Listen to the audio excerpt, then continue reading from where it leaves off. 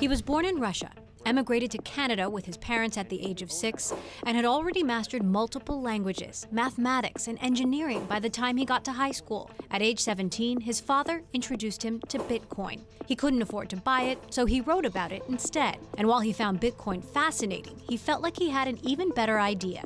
In 2013, Vitalik Buterin wrote the original white paper that conceived Ethereum. Not just a digital currency, but an entire network built on the blockchain. It's now worth more than $300 billion, and the biggest believers claim it will send the rest of the cryptocurrency market into the ether. Joining me on this edition of Bloomberg Studio 1.0, the inventor of Ethereum, Vitalik Buterin. We're going to talk about Ethereum, but I want to start first with how you got here.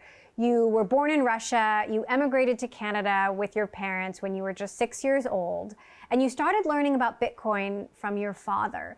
What is it about Bitcoin that hooked you both?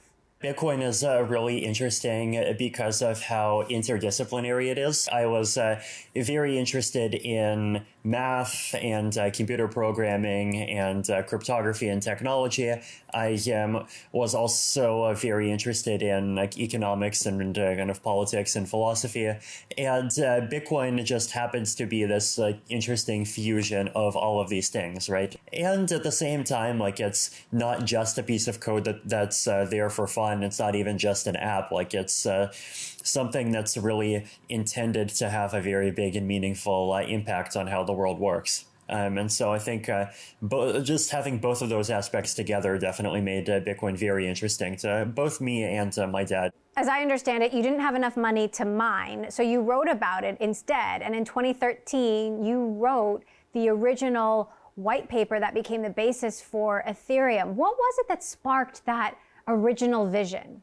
So I joined the Bitcoin space in early 2011, and I wrote that Ethereum white paper at the end of 2013. That was the time when things first blew up, and it was clear that this was something that's significant, right? I remember going to the Bitcoin conference in San Jose, which had about 1,000 people in it, and that was when I realized that, hey, this isn't just a bunch of weirdos who only exist on the internet. This is real. There's people trying to actually do things. There's people building businesses, a lot of which are actually pretty successful. What started happening then was people started thinking, well, we have Bitcoin, what next, right? So what else can you do with blockchains? What would Bitcoin 2.0 or cryptocurrency 2.0 look like? As I understand it, it wants to be a whole new operating system, like a new Apple iOS, with a ton of apps built on top of the blockchain. In the simplest terms,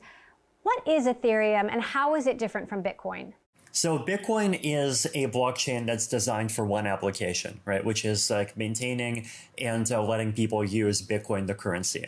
Ethereum is a general purpose blockchain. So instead of being a blockchain that's designed for one application, Ethereum is a blockchain that supports a built-in programming language, and whatever blockchain application you want to build, you can just write the logic of that application in the programming language, upload that program to the chain, and this becomes what we call a smart contract.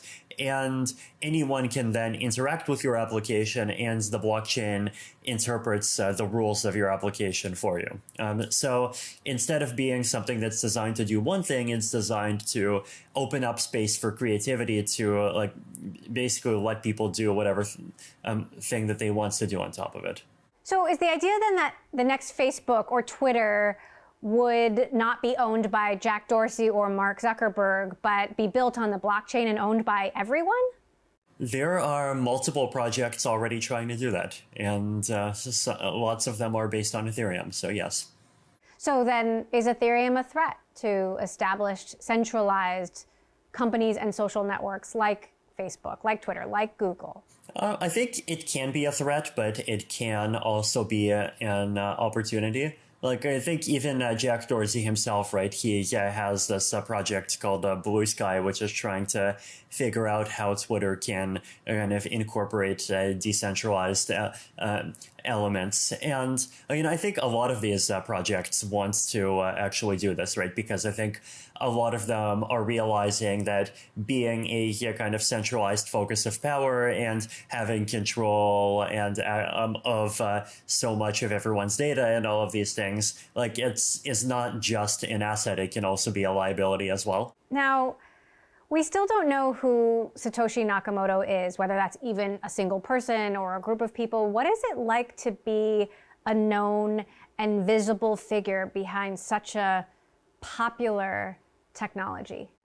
I mean, there's definitely times when I want to be less visible, but I guess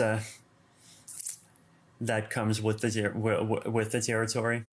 Why do you want to be less visible? I mean, one of the other Ethereum co-founders, Anthony DeLorean, recently announced he's quitting crypto because of safety concerns. I mean, is that part of your concern as well?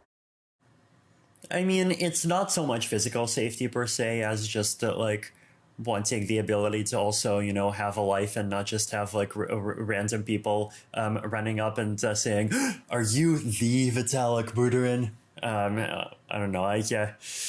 There's definitely times when I find such things annoying, and so I don't know. I'm likely to keep wearing my mask in lots of places, and that has nothing to do with COVID.